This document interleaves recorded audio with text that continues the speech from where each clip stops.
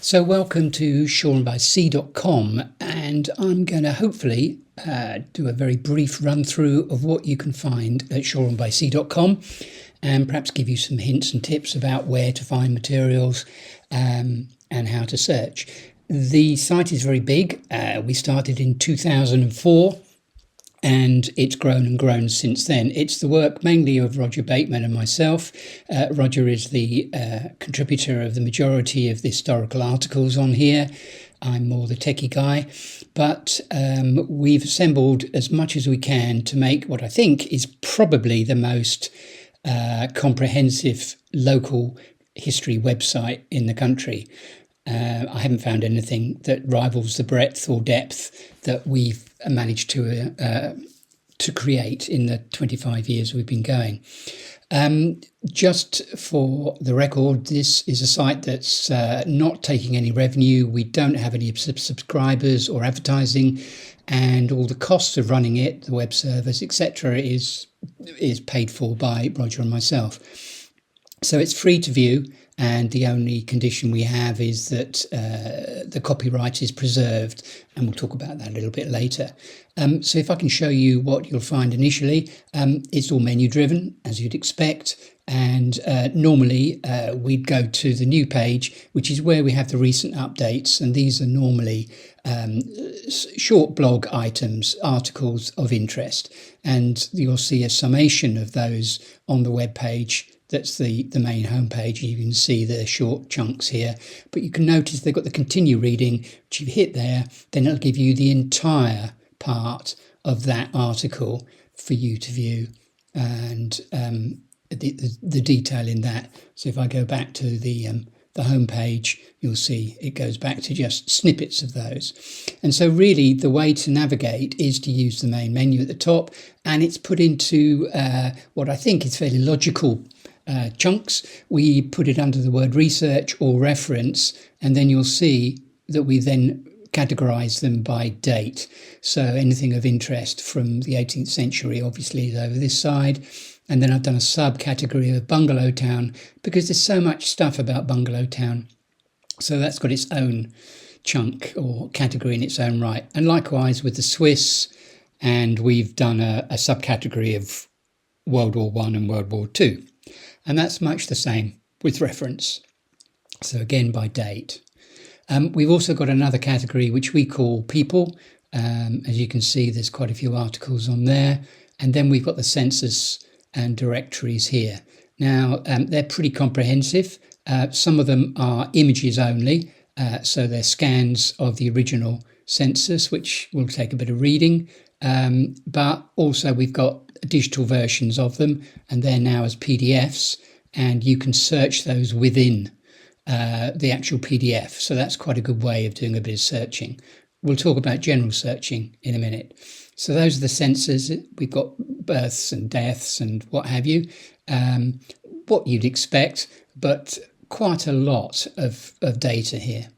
Then we've got newspapers. Newspapers are scans, and this is Roger's little passion. He's managed to scan a huge amount of relevant newspaper articles that include the word Shoreham or Shoreham and a subcategory. So in this case, this has been categorised as politics, but we've got all these categories and they're all newspapers. So if you wanted to search information about the Swiss, you can, and you can click on those and get slightly expanded versions.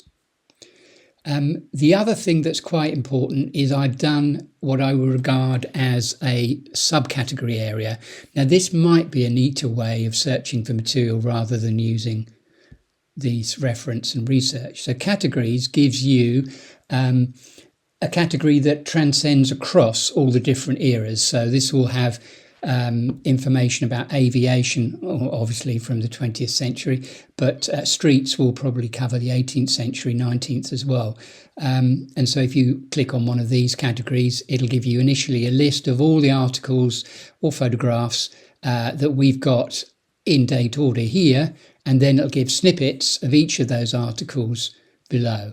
So these articles with the illustrations here, these are ordered in published date. So the ones we just recently, the last one we've done sorry, the last one we've done, yes, is Little Wonder John Street. But if you want to search for one specifically, something like, the Morning Star, then it'll go directly to that item about the Morning Star. And that's the same for other categories. Let me think what we've got here, which would be interesting. The streets is, again, street views, basically. So here we see here and now photographs. For instance, we've got one here, which is the Ferry Road project, where we photographed every building in Ferry Road. I think that was 2009, so it's quite interesting to look. And we did the same with the High Street, north and south side. And we've got a few other graphics here, such as the swipe, which is rather nice.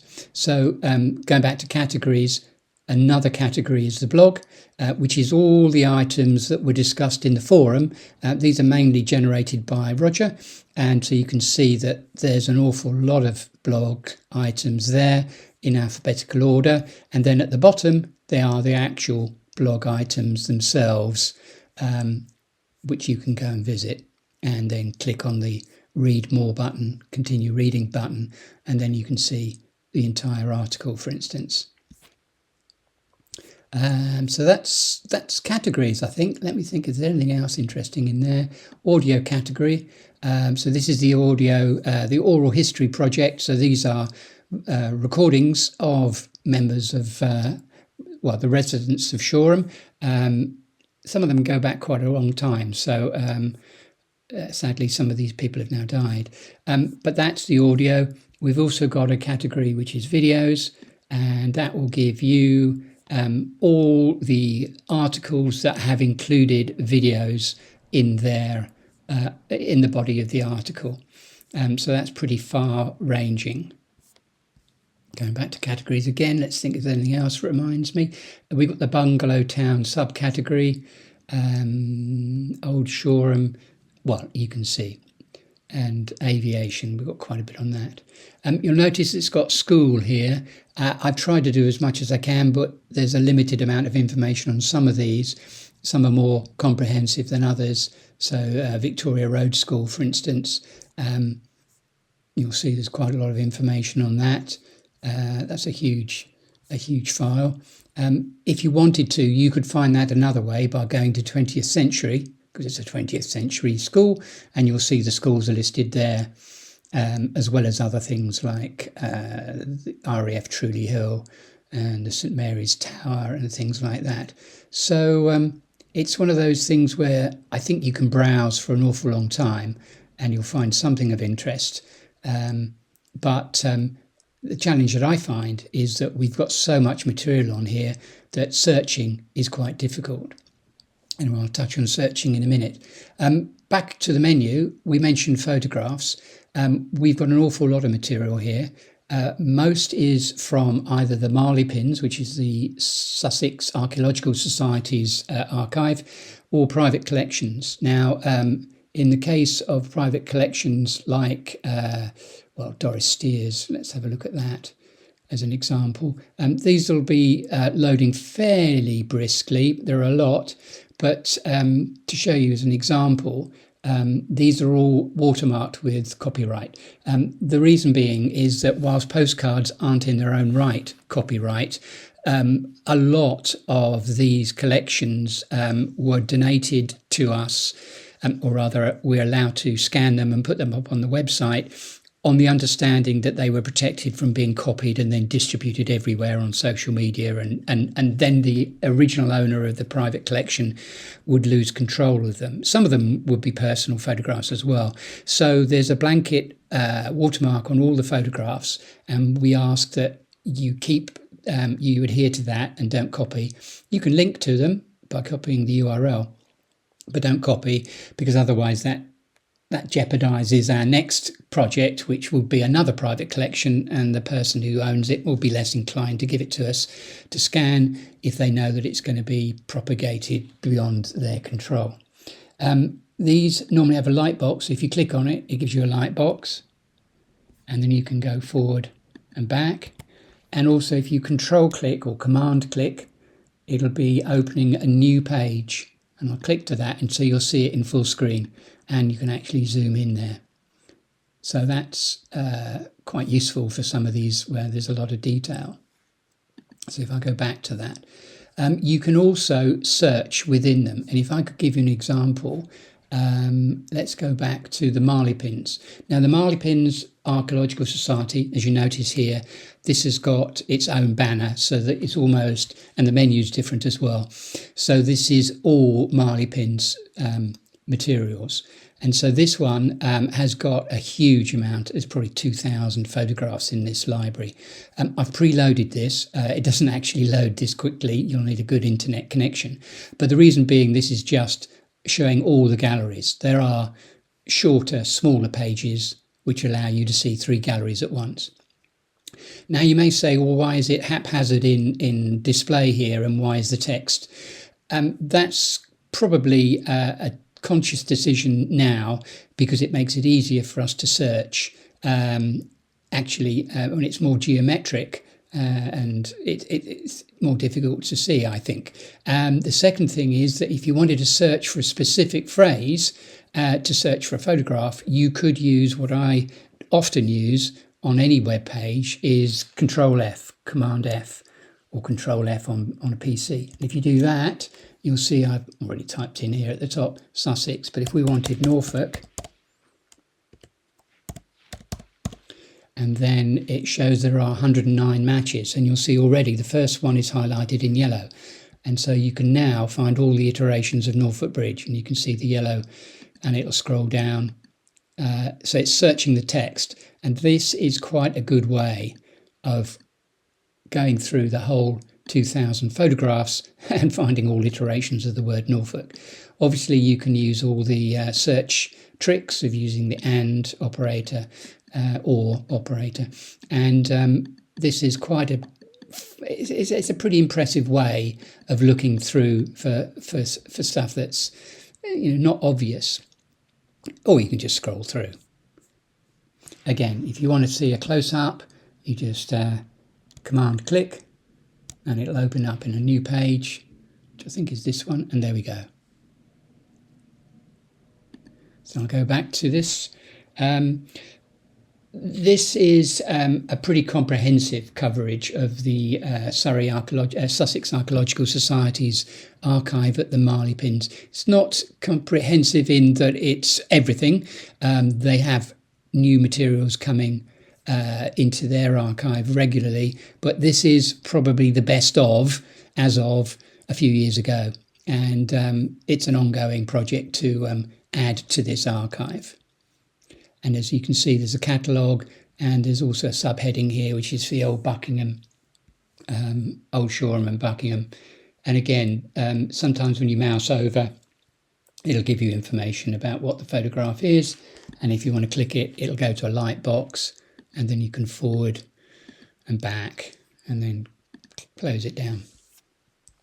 The other thing we're here, which is a neat idea, in my view, because I created it, is this, which is the map of all photographs and articles. Now, this is a Google device, and you can see you can switch off any of the archives. So as I click them, you'll see that more and more pins go onto the map. This map is interactive, and so we've got most of the big archives on here, as well as paintings and articles. So if I zoom in, you'll see that if we go to St Nicholas Church, I have no idea what the photographs will be. It's one there, Old Shoreham Road. I'm wondering what that one is. So you click on it, and then it'll show you. And there you go. That's the snowdrift in 1881, right next to the railway on the bit that's now redeveloped. Redeveloped in the 1910s. So let's have a look at another example. So there's a plus here, which is an article. So plus denotes an article here, and you can actually scroll through these articles if you wanted to go to them directly. But let's use the map, and I'm guessing this is Shoreham Grammar School. We hit it, and there you go. And it gives you a link to the article about Shoreham Grammar School. And let's see what else there is. It's probably a painting or two from down here. So I'm going to go back, just see what else we've got. Paintings with a P. I like to be logical. So if we can see any P's, there's one from the car park at Ferry Road. Click on that and that'll show us that there's, no, I clicked on somebody else's. Actually, that does mean car park, I think. There must be a P somewhere. There's so many. There we are. It's a big P. Let's click on that and then it'll show you a photograph from that position, and probably find the next one is a similar position and the next one is a similar position. And you click on that and it'll take you to the image in full screen. And so it's quite scalable. You can put more on, and that's one of our projects for the future. If anybody fancies helping out, that would be most welcome addition to the team. Here's one, a plus. That's going to be the tragedy at Erringham Farm, 1942. Anyway, so I'll back into the website. Let's see what else we've got. So we got through photos. I won't go into maps. They're pretty unengaging unless you start zooming in, which you can. Paintings. Roger's done a brilliant job in assembling the backstory to an awful lot of Shoreham-related artwork. And again, these are big screen stuff. And again, you can search. So if you wanted to say, find Brooke Harrison, you just type in the word Brooke. And there we go. It goes straight to 12 matches for Brooke Harrison. So you can then scroll through and find photographs, illustrations by Brooke Harrison. Ghosts, these are a little project, another project that Roger has been doing, merging contemporary photographs with perfectly matched old photographs. And again, where these have been relatively useful, illustrating other articles, we've used them there as well. But that's worth browsing through. Bygones, just to give you the background, Roger wrote a number of articles for the Shoreham Herald, and this is listed on this page, as well as the previous ones, which were some years ago now, by the previous contributors. Yes, big project, that one as well. Links, simple stuff, Shoreham Society, Shoreham Fort, the old forum here, Facebook groups, and I think effectively that's it. If you'd like to subscribe, that's a good thing, because we have a subscribe button somewhere. You'll find it, it'll be obvious, and that'll put your email into our system, so that infrequently we'll update you by email if there is new content on the website, and hopefully that will keep you abreast of what goes on the website, and you'll see if there's any new information. One thing I didn't mention was search. We've got a search page here. Now, this, I would say, was one of the weaknesses of the website, is that we have so much material that I find it difficult to find stuff, and I can imagine you do as well. I've not found a solution that's perfect. Google is pretty good, so if you think of something unique, and let me think, rope walk, which is not a popular phrase, and search that, it should come up with both images and articles about rope walk. As mostly with Google, it tends to very wide in its net catching, and so it'll bring up stuff that doesn't really relate to rope walk. But here, there's an article that mentions rope walk, so that's working. Rope and sail makers, well, rope walk is something to do with that. So history of Shoreham names. So actually the text search is pretty accurate. So I'd say that's that works. As an alternative, relevancy. No idea why they call it that. It's not very good, is it? But if we put rope walk into that, it might come up with alternatives.